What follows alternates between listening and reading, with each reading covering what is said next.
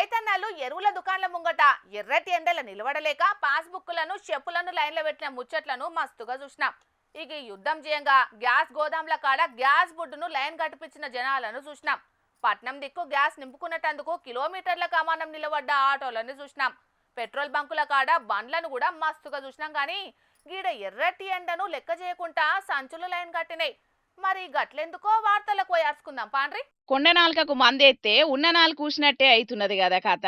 సర్కార్ ఓటు అనుకుంటే ఆడుంకోటి అయితున్నది. ఎర్రటెండల పబ్లిక్ తిప్పల పడద్దని 3 నెలల కోపన్ బియ్యాన్ని ఒకటే పారి చూస్తే సర్వర్లు చక్కగా పనిచేయక అడ్డగోలు రూళ్లు చెయ్యంగా జనాలు ఎర్రటెండల నిలబడే కాడికొచ్చింది కథ. అపాయంలో ఉపాయం చేసినట్టు ఈ ఎండలకు గోసవడలేక జగిత్యాల జిల్లా మెట్పల్లి కాడ సంచుల ఉపాయం చేసిండ్రు పబ్లిక్.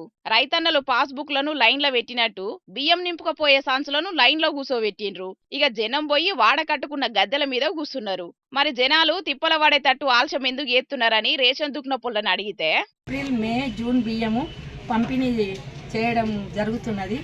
ఒక కార్డెంబడ 10 నుంచి 15 నిమిషాలు పడుతుంది. అయితే పబ్లిక్ వాళ్ళందరూ లైన్గా పెట్టుకొని అక్కడ ఎండ ఉంటుందని వాళ్ళే అక్కడ గద్దె మీద కూర్చుంటారు లైన్తోని. ఎందుకంటే చాలా పంపిణీ బాగా లేటుగా జరుగుతుంది. మాకు బ్లూటూత్ అవి ఉండేసరికి 3 టైమ్స్ కస్టమర్లు ఫింగర్ పెట్టడం ఉంది. ఒక్క కస్టమర్ ఎంబడ 15 నిమిషాలు పడుతుంది. చాలా ఇబ్బంది అవుతుంది.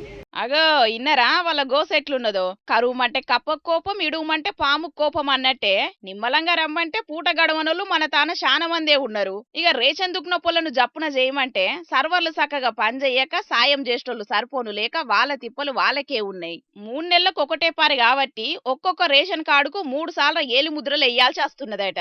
ఇక మన సర్వర్లు తాంబేల్ లెక్క నిమ్మలంగా నడుస్తుంటాయాయే. ఒక్కొక్క కార్డుకు పావు గంట దాకా పడుతున్నదట. సర్కార్లు ఇసొంటి కొత్త ఆలోచనలు చేసిన అప్పుడన్నా యాపులు స్మార్ట్ గా నడిచేటట్టు చెయ్యాలని ఇటు జనాలు అటు రేషన్ డీలర్లు ఒక్క తీరుగా అడగబట్టిండ్రు. మరి మండే ఎండల్లా జప్పున తీసుకునేటట్టు సర్కార్లు సల్లట ఆలోచనలు ఎత్తయా అనేది ఎదురు చూడాల్సిందే ఇక.